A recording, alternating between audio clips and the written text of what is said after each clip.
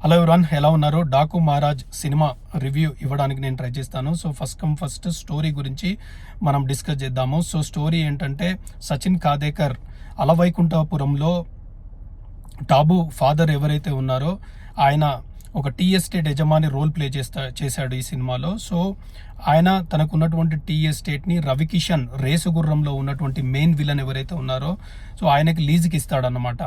So లీజ్కి ఇచ్చిన తర్వాత రవికిషన్ అందులో ఇల్లీగల్ యాక్టివిటీస్ చేస్తే అది నచ్చనటువంటి ఈ సచిన్ ఏంటంటే పోలీస్ స్టేషన్లో కంప్లైంట్ చేస్తాడు. సో పోలీస్ స్టేషన్లో కంప్లైంట్ చేసిన తర్వాత రవికిషన్ సో ఈ ఫ్యామిలీని ఇబ్బంది పెడతా ఉంటాడు అన్నమాట. సో ఆ ప్రాసెస్లో ఈ టీ ఎస్టేట్ యజమాని సచిన్ ఎవరైతే ఉన్నారో సచిన్ యొక్క మనవరాలు చిన్న పాప ఉంటుంది. ఆ పాపను చంపడానికి ప్రయత్నం చేసినప్పుడు హీరో బాలకృష్ణ ఎంటర్ అవుతాడు అనమాట.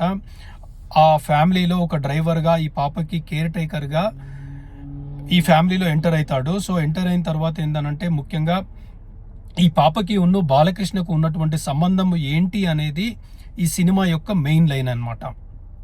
అయితే ఈ సినిమాలో ముఖ్యంగా బాలకృష్ణ 3 డిఫరెంట్ రోల్స్లో యాక్ట్ చేశాడనమాట. ఒకటి వచ్చేసి సివిల్ ఇంజనీర్ రోల్, తర్వాత వచ్చేసి ఇప్పుడు నేను చెప్పినట్టుగా ఈ ఫ్యామిలీలో టీ ఎస్టేట్ యజమాని ఫ్యామిలీలో కేర్ టేకర్గా జాయిన్ అవుతాడు, డ్రైవర్గా.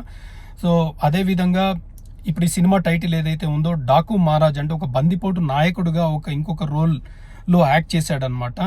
అయితే ఈ సివిల్ ఇంజనీర్ ఎవరైతే ఉన్నారో ఆయన ఒక బందిపోటు నాయకుడుగా, తర్వాత ఈ డ్రైవర్గా ఎందుకు ట్రాన్సిషన్ అయ్యాడు, ఎలా ట్రాన్సిషన్ అయ్యాడు అనేది ముఖ్యంగా సినిమాలో దాని మీదే సినిమా అంతా నడుస్తుందన్నమాట.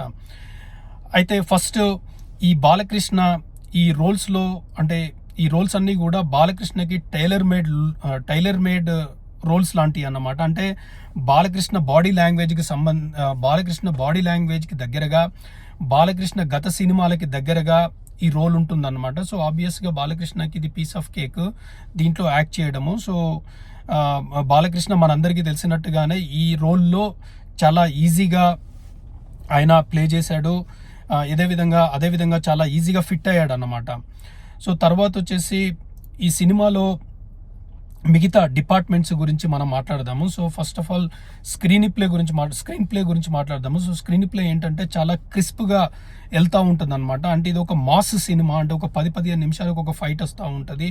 సో ఒక మాస్ సినిమా కాబట్టి స్క్రీన్ ప్లే అనేది చాలా రేసీగా ఉండాలి. So most of the cinema అంటే దాదాపు ఒక 70-80% ఆఫ్ ద సినిమా ఏంటంటే స్క్రీన్ ప్లే చాలా రేసీగా, చాలా గ్రిప్పింగ్గా ఉంటుంది. ఒక 10-15% ఆర్ 20% ఏంటంటే కొంత స్క్రీన్ ప్లే స్లోగా అనిపిస్తుంది అనమాట. తర్వాత బ్యాక్గ్రౌండ్ మ్యూజిక్ గురించి మాట్లాడదాము. సో బ్యాక్గ్రౌండ్ మ్యూజిక్ ఏంటంటే ఎస్పెషల్లీ తమన్, అంటే when it comes to Balakrishna movie ఏంటంటే తమన్ మ్యూజిక్ చాలా హైగా ఇస్తాడు. అంటే ఒక పూనకాలు వచ్చినట్టుగా మ్యూజిక్ ఉంటాడు అనేటటువంటి ఒక నమ్మకం అయితే చాలా మంది ఆడియన్స్ లో ఉంది. బట్ ఇక్కడ ఏంటంటే సినిమా అంటే ఒక అఖండ లాగా, లేకపోతే ఒక భగవత్ సింగ్ అంత పెద్ద ఎత్తున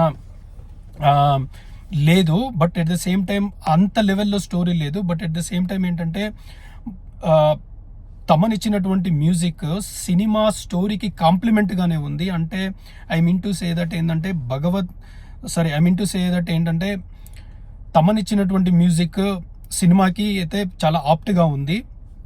తర్వాత డైరెక్షన్ గురించి మనం మాట్లాడదాము. సో డైరెక్షన్ ఏంటంటే ముఖ్యంగా ఈ సినిమాలో 2 ఫ్లాష్ బ్యాక్లు ఉన్నాయన్నమాట. సో ఎప్పుడైతే 2 ఫ్లాష్ బ్యాక్లు ఉన్నాయో సినిమాని ల్యాండ్ చేయడం కానీ, సినిమాని ఆడియన్స్కి బోర్ కొట్టకుండా చేసేటటువంటిది అయితే చాలా కష్టంగా ఉంటుంది. బట్ ఎక్కడా కూడా దీన్ని రన్ టైంను తక్కువగా చేసి ఎక్కడా కూడా ఆడియన్స్కి బోర్ కొట్టకుండా చాలా చక్కగా అంటే బాబీ కొల్లి గారు అయితే డైరెక్ట్ చేశారు. తర్వాత నెక్స్ట్ వచ్చేసి పాటల గురించి డిస్కస్ చేద్దాము. సో పాటలు ఈ హీరోకి హీరోయిన్కి మధ్యన డ్యూయట్ సాంగ్స్ అయితే ఏమీ లేవు. కాకపోతే దబిడి దిబిడి సాంగ్ అయితే ఎంత వైరల్ అయిందో మనకు తెలుసు. దాంట్లో ఉన్నటువంటి స్టెప్స్ పరంగా కానీ ఆ పాట చాలా మందికి కూడా నచ్చింది. ఈ పాట మాత్రము ఏంటంటే సినిమా ఫ్లోని కొంచెం దెబ్బతీస్తుంది. But at the same time ఏంటంటే చాలా పెద్ద స్పీడ్ బంపర్ గానో, లేకపోతే సినిమా ఫ్లోకి టూ మచ్ ఇబ్బందిగానో అయితే, లేకపోతే అవుట్ ఆఫ్ సింక్ గానో అయితే ఉండదు. బట్ చూడడానికి దబిడి సాంగ్ అంటే మనం మేకింగ్ వీడియోలో చూపించినంతగా ఎందుకో అంత గ్రాండియర్గా, లేకపోతే అంత కనెక్టింగ్గా నాకైతే అనిపించలేదు. తర్వాత పాపతో ఒక ఎమోషనల్ సాంగ్ వస్తుంది, అది చాలా బాగుంది. అది ఫస్ట్ హాఫ్లో వస్తుంది అనమాట. దబిడి సాంగ్ కూడా ఫస్ట్ హాఫ్లోనే వస్తుంది. ఇంకొక సాంగ్ కూడా ఉంది, బట్ అది కూడా డ్యూయట్ కాదనమాట. తర్వాత ఈ సినిమాలో ముఖ్యంగా మనం చెప్పుకోవాల్సింది ఏంటంటే డైలాగ్స్ గురించి అనమాట. సో ఈ సినిమా డైలాగ్స్ వచ్చేసి ఎం రత్నం, ఆయన ఒక సీనియర్ రైటర్, ఆయన ఈ సినిమాకి డైలాగ్స్ రాశాడు. కొన్ని పంచి డైలాగ్స్ అయితే నందమూరి ఫ్యాన్స్ చాలా బాగా ఎంజాయ్ చేస్తారనమాట. అంటే సినిమాలో మనం ఆడియన్స్ నుంచి కూడా చాలా బాగా రెస్పాండ్ వచ్చింది. నేను చూసిన థియేటర్ హౌస్ఫుల్ అయింది ఆల్మోస్ట్. సో అంటే ఫర్ ఎగ్జాంపుల్ నేను వైలెన్స్లో మాస్టర్ చేశాను అనడం కానీ, లేకపోతే అంటే ఫారెస్ట్ని తగలబెట్టి వేడి చేశాను, నా బాడీని మందు పోసి వేడి చేస్తాను అనేది అంటే నాకు కొద్దిగా చెప్పడానికి రాలేదు, కానీ అలాంటి డైలాగ్స్ చాలా ఉన్నాయన్నమాట. ఆ డైలాగ్స్ అన్నీ కూడా చాలా ఆప్ట్గా, సిచ్యువేషనల్ తగ్గట్టుగా, అంటే బలవంతంగా డైలాగ్స్ చొప్పించినట్టు కాకుండా డైలాగ్స్ అన్నీ కూడా బాగున్నాయి. తర్వాత ఫైట్స్ వచ్చేసి ఎవ్రీ 10-15 మినిట్స్కి ఒక ఫైట్ వస్తుంది. సో కాకపోతే ఏంటంటే చాలా వైలెంట్గా ఉంటాయి fights, but you don't feel that violent అన్నమాట.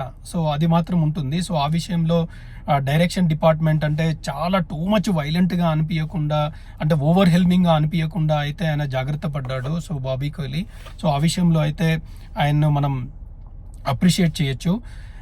తర్వాత వచ్చేసి ఈ సినిమా ఓవరాల్గా ఎలా ఉంది అని అంటే ఈ సినిమాకి మొదటి నుంచి ఉన్న ఒక అడ్వాంటేజ్ ఏంటంటే ఈ సినిమా పట్ల ఎక్కువగా ఎక్స్పెక్టేషన్స్ లేవు. దానికి 2 కారణాలు. ఒకటి సినిమాకు సంబంధించినటువంటి జానర్ కావచ్చు, ఇంకొకటి ఏంటంటే బాబీ కోహ్లీ డైరెక్షన్ మీద చాలా మందికి ఏంటంటే ఆయన కొంత యావరేజ్ హిట్స్ ఉన్నా కూడా ఎందుకో కొంత బాబీ కోహ్లీ డైరెక్షన్ అనేది చాలా అంత ఇంపాక్ట్ఫుల్గా ఉండదు అనేటటువంటి ఒక బిలీఫ్ అయితే మార్కెట్లో ఉంది. సో కాబట్టి ఈ సినిమాకు పెద్ద అంచనాలు లేవు. కాబట్టి బట్ బాబీ కోహ్లీ గారు ఏంటంటే ఆ అంచనాలను మించి ఈ సినిమాను అయితే డెలివర్ చేశారు. తర్వాత ప్రొడక్షన్ వాల్యూస్ చాలా బాగున్నాయి. తర్వాత సినీ ఫోటోగ్రఫీ ఏంటంటే ఫస్ట్ హాఫ్లో చాలా బాగా నీట్గా కొంచెం కొత్తగా అనిపిస్తుంది అనమాట. బట్ సెకండ్ హాఫ్లో ఏంటంటే ముఖ్యంగా ఎక్కువ నైట్ ఎపిసోడ్స్ ఉండడం వల్ల ఏంటంటే ఫోటోగ్రఫీ అనేది ఎలివేషన్ ఉండదు. తర్వాత ఆర్ట్ డైరెక్షన్ వచ్చేసి పెద్దగా స్కోప్ అయితే ఏమి లేదు దీంట్లో. బట్ ఒక విలేజ్ సెట్ ఏదో వేశారు, అదైతే బాగానే ఉంది, అంటే చాలా ఆప్ట్గా ఉంది, అంటే సినిమాలో కలిసిపోయినట్టుగా ఉంది. తర్వాత వచ్చేసి ఇప్పుడు ఈ హీరోయిన్స్ రోల్స్ గురించి కూడా మాట్లాడదాము. సో హీరోయిన్ ఏంటంటే ఊర్వశి రాటేలా రోల్ వచ్చేసి కొంచెం మనం ఎక్స్పెక్ట్ చేసిన దానికంటే ఎక్కువగా ఉంటుంది. అంటే జనరల్గా ఆమె రోల్ ఎక్కువగా ఐటమ్ సాంగ్కి పరిమితం చేస్తారు కదా, బట్ కాదు ఫస్ట్ హాఫ్లో చాలా వరకు కూడా ఆమె రన్ టైం ఉంటుందన్నమాట. బట్ ఆ రోల్ ఈజ్ ఓకే, ఆమె కూడా బాగానే పర్ఫామ్ చేసింది. సో మిగతా ఇద్దరు ఎవరైతే ఉన్నారో శ్రద్ధా శ్రీనాథ్, తర్వాత ప్రజ్ఞా జైస్వాల్ ఎవరైతే ఉన్నారో, సో వాళ్ళిద్దరు రోల్స్ ఏంటంటే ఇట్స్ ఓకే, అంటే అంత యాక్టింగ్ పరంగా ఎక్కువ స్కోప్ లేకున్నా కూడా దే డిడ్ దేర్ పార్ట్ అనమాట. తర్వాత వచ్చేసి ముఖ్యంగా బాబీ డియోల్, ఆయన మెయిన్ విలన్ ఈ సినిమాలో. సో ఆయన యొక్క రోల్ అయితే యాక్టింగ్కి పెద్దగా స్కోప్ లేదు, బట్ ఉన్నంతలో ఆయన స్క్రీన్ ప్రజెన్స్ అయితే బాగానే ఉంది. తర్వాత ముఖ్యంగా ఈ సినిమా ఓవరాల్గా చూస్తే చాలా బాగుంది. బట్ ఇక్కడ ఏంటంటే ఇప్పుడు డాకు మహారాజ్ అంటే ఆ బందిపోటు నాయకుడు రోల్ ఏదైతే ఉందో ఆ రోలుని కనుక కొంత ఎఫెక్టివ్గా హ్యాండిల్ చేసి కనుక ఉంటే ఫ్లాష్ బ్యాక్లో ఈ సినిమా నెక్స్ట్ లెవెల్లో ఉండేదన్నమాట. ఎందుకనంటే మనము సినిమా టైటిల్ డాకు మహారాజ్ అని పెట్టేసి దానికి సంబంధించినటువంటి సీన్లు అయితే మనకు కరెక్ట్గా పండనప్పుడు ఏమవుతుంది అని అంటే ఆ సినిమాకు ఆ టైటిల్కు ఉన్నటువంటి ఎక్స్పెక్టేషన్స్ని రీచ్ కావడంలో కొంచెం ఇబ్బంది అవుతుంది అనమాట, అంటే ఎస్పెషల్లీ ఆ టైటిల్కు సంబంధించి. సో కాబట్టి ఆ విషయంలో నాకైతే కొంచెం డిస్సాటిస్ఫాక్షన్ అనిపించింది. అంటే మేబీ ఏంటంటే ఒకవేళ దాన్ని ఏమన్నా లెంతీగా పెడితే 2 ఫ్లాష్ బ్యాక్లు ఉన్నాయి కాబట్టి కొంత సినిమా ఫ్లోకి ఏమన్నా ఇబ్బంది అవుతుంది అని చెప్పేసి దాన్ని ఏమన్నా తక్కువ నిడివి ఇచ్చారేమో. బట్ దానివల్ల ఓవరాల్గా ఏంటంటే సినిమాకి కొంత అంటే నెగిటివ్ ఇంపాక్ట్ అని అనలేను, కానీ but at the same time ఏంటంటే దాని యొక్క ఇంపాక్ట్ అయితే కొంత అయితే తగ్గింది.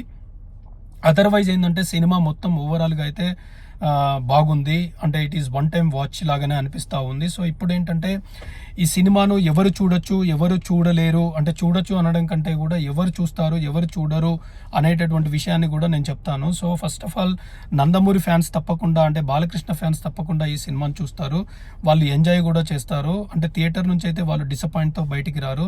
తర్వాత రెగ్యులర్ సినిమా లవర్స్ ఎవరైతే ఉన్నారో సో వాళ్ళు కూడా ఈ సినిమాను తప్పకుండా చూస్తారు, వాళ్ళకు కూడా ఈ సినిమా ఏం బోర్ అనిపించదు. బట్ ఫ్యామిలీ ఆడియన్స్ ఏంటంటే ఎస్పెషల్లీ పండుగ మూవీ కాబట్టి డెఫినెట్గా వాళ్ళు ఈ సినిమాను చూసి కొంత అంటే ఓవరాల్గా పర్వాలేదులే అనేటటువంటి ఫీలింగ్తోనైతే వాళ్ళు బయటకు వస్తారు. తర్వాత కొంత కొత్తదనం కోరుకునేటటువంటి ఆడియన్స్కి అయితే పెద్దగా ఈ సినిమా అయితే నచ్చకపోవచ్చు. సో ఇప్పుడు మనం బాక్స్ ఆఫీస్ పర్ఫార్మెన్స్ గురించి మాట్లాడదాము. సో ఈ సినిమా ఏంటంటే దగ్గరగా బాలకృష్ణ ఇంతకుముందు చేసినటువంటి సినిమాలు అంటే బిగ్గెస్ట్ సినిమా ఏదైతే ఉందో ఆ కలెక్షన్కు దగ్గరగా రీచ్ అయ్యేటటువంటి అవకాశము, లేదా పండుగ కాబట్టి ఇప్పుడు పెరిగినటువంటి రేట్ల వల్ల కావచ్చు ఇంకొంచెం ఎక్కువగా కూడా పర్ఫామ్ చేసేటటువంటి అవకాశం ఉంది. బట్ ఇంకొకటి ఏంటంటే పండుగకు 3 సినిమాలు రిలీజ్ అయ్యాయి. అందులో గేమ్ చేంజర్ ఆల్రెడీ రిలీజ్ అయింది. తర్వాత వచ్చేసి ఇప్పుడు సంక్రాంతికి వస్తున్నాం సినిమా రిలీజ్ కాలేదు. కానీ నాకు తెలిసినంత వరకు ఏంటంటే ఇప్పుడు రిలీజ్ అయినటువంటి సినిమా కొంత గేమ్ చేంజర్కి డెఫినెట్గా ఇది టఫ్ ఫైట్ అయితే ఇచ్చేటటువంటి అవకాశం అయితే తప్పకుండా ఉంది. సో మరి చూడాలి ఈ సినిమాను ఎలా రిసీవ్ చేసుకుంటారు అనేటటువంటిది కూడా చూడాలి. But again so it's my personal review, it's my personal opinion. So ఎప్పుడు నేను చెప్పేటటువంటి విధంగా ఈ సినిమా కొంతమందికి ఇంకొక డిఫరెంట్గా కూడా అనిపించేటటువంటి అవకాశం కూడా ఉంది. సో ఈ సినిమా కనుక మీరు చూస్తే మీరు కామెంట్లో తెలియజేయండి. ఎట్ ద సేమ్ టైం ఒకవేళ మీరు సినిమా కనుక మీరు చూస్తే నా రివ్యూతో మీరు ఏకీభవిస్తారా లేదా అనేటటువంటిది కూడా చూడండి. మీరు ఇక్కడి వరకు వస్తే తప్పకుండా ఎంతో కొంత నేను చెప్పిన కాంటెంట్ అనేది మీరు కనెక్ట్ అవ్వడము, నచ్చడము, అర్థం అవ్వడము అయి ఉంటుంది. సో మీకు కనుక నా కాంటెంట్ కనుక నచ్చినట్టయితే తప్పకుండా సబ్స్క్రైబ్ చేయండి. Thank you for watching. మళ్ళీ ఇంకొక వీడియోలో తప్పకుండా కలుద్దాము. Thank you, bye.